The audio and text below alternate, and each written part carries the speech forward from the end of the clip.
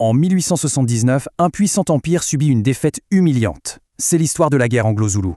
Comment est-ce possible? La réponse est une leçon brutale, une leçon apprise dans le sang.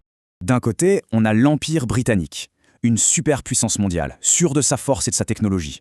Et de l'autre, le royaume zoulou, une nation de guerriers bien décidée à défendre son indépendance. L'étincelle, c'est cet ultimatum impossible. Démanteler l'armée zoulou. Pour le roi, c'était inacceptable. Et là, le commandant britannique, Lord Chelmsford, fait une erreur fatale. Il divise ses troupes. Du coup, le camp principal d'Isandwana est laissé sans défense, une cible parfaite. Les Zoulous saisissent l'occasion. Ils lancent leur formation en corne de buffle et encerclent le camp. Le résultat pour les Britanniques? Un désastre total.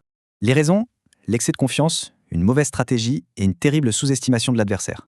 Le choc est immense dans tout l'Empire. Londres envoie des renforts pour laver l'humiliation.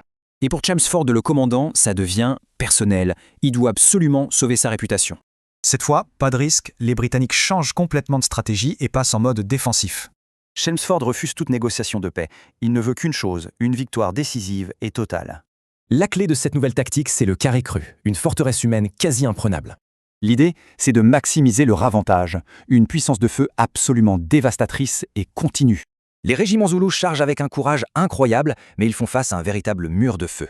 Et l'efficacité de cette formation est redoutable. C'est un renversement de situation spectaculaire. En à peine une demi-heure, l'assaut zoulou est brisé. Leur armée est en déroute complète. La capitale en flammes, c'est un symbole très fort. C'est la fin du pouvoir militaire zoulou.